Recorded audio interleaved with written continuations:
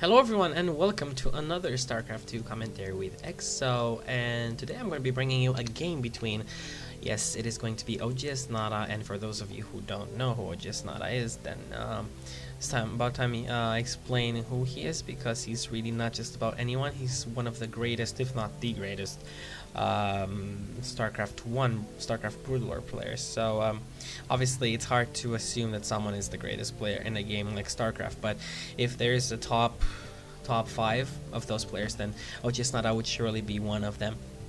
And here we have someone who I don't know exactly who he is, but I've been checking the translator thingy with the Korean symbols and so forth, and this was a Battle.net game, by the way, so this replay is taken off a Battle.net game, and the translation to this would be Hitler. So actually in the replay comments, some people were teasing around saying that if this is Hitler, then he's probably from North Korea, because the regimes are surely similar. But yeah, anyway, going away from political comments and stuff like that, we're going to take a look at what's happening in the game so far. And by now, just both players are going for a similar opening, really almost the same exact builds, supply depots built over at the geyser locations, close to the geyser locations, and a barracks not walling off the choke. Obviously, a lot of Terrans who play TVT or even TVP don't choose to wall off because they don't really want to. It's not really needed unless you're playing Zerg and you're worried about Zerglings. You don't really need to wall off your choke. But the thing is, this is going to be a TVT on Metalopolis. Obviously, Metalopolis is a balanced map, a very straightforward map for all races, and so TVT is one of those matchups that you either really love or you really hate. Honestly, I don't really like it because well, there were people who actually were asking some questions in some comments, where's the TVT games on my channels and and I was saying that I don't really care what I cast as long as the games are good. That's the only thing I care about. But anyway, here's the TVT. But the thing is, TVT I don't really like because there is just so much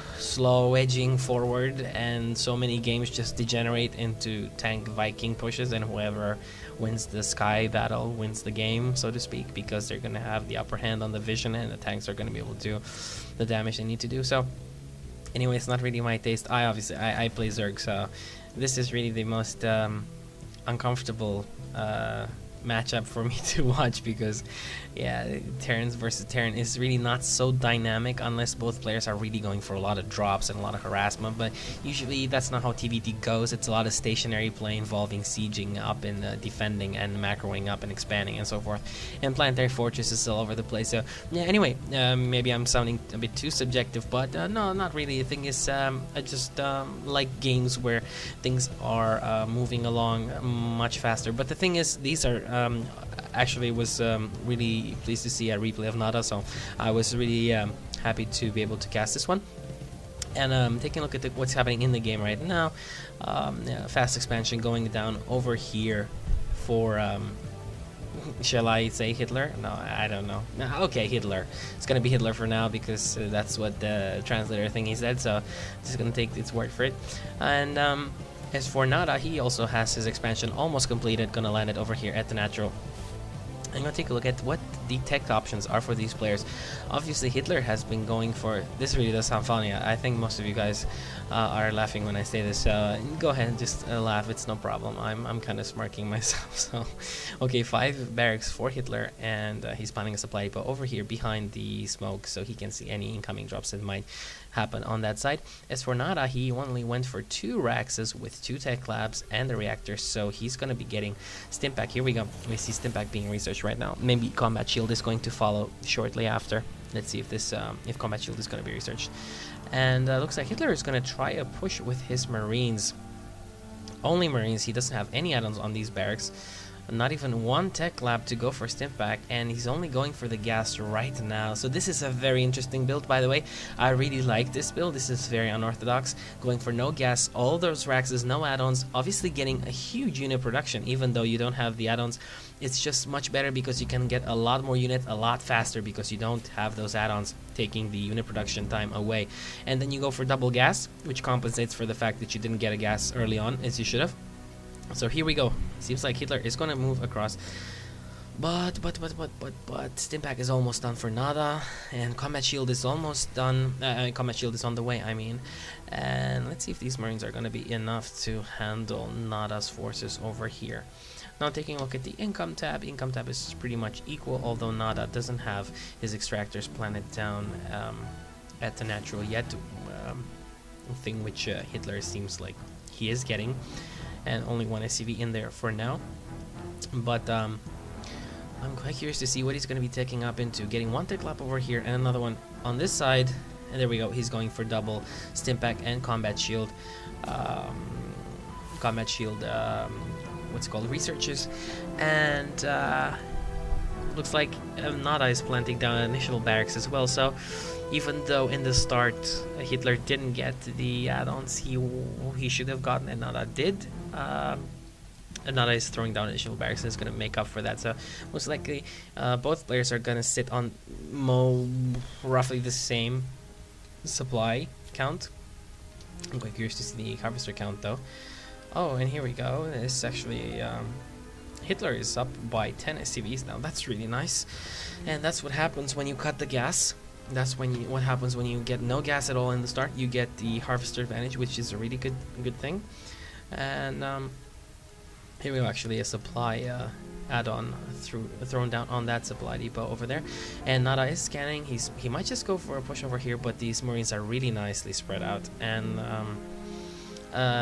attacking into an arc of units is not really the best thing you can do because they have the surface area advantage, and as long as it doesn't even matter if you have a larger army.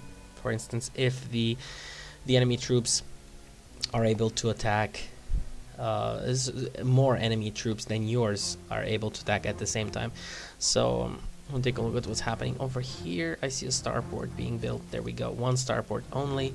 This factory is throwing down a reactor. The starport might just swap on over here to get additional medevacs into production. Looks like Hitler has been moving across and might even try an attack onto NaDa's side. Siege mode is not done for NaDa. It is on the way, but it is not quite done yet. The siege tank not going to be able to siege up. So, oh, a nice stim over there. A lot of Marines, and whoa.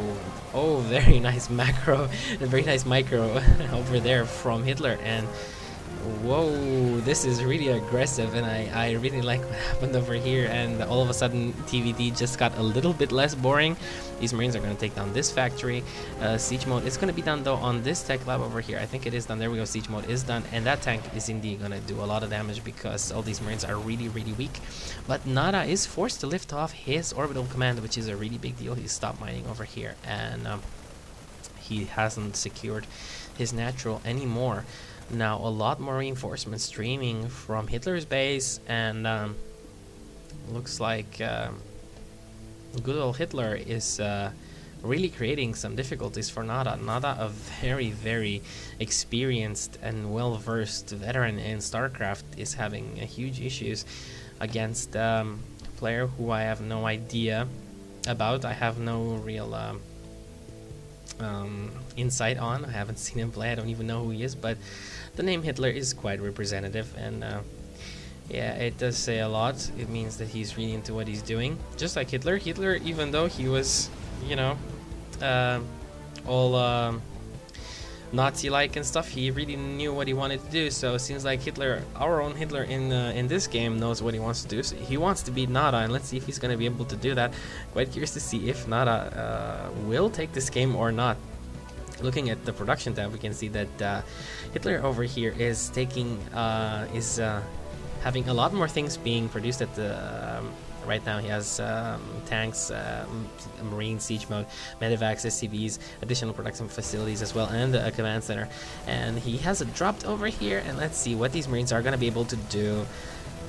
And very, very nice micro with these Marines. It is so easy though to micro with stimmed up Marines, and nice play from NaDa over there, taking down the medevacs so that the Marines cannot evacuate. I like that, and this push does get repelled.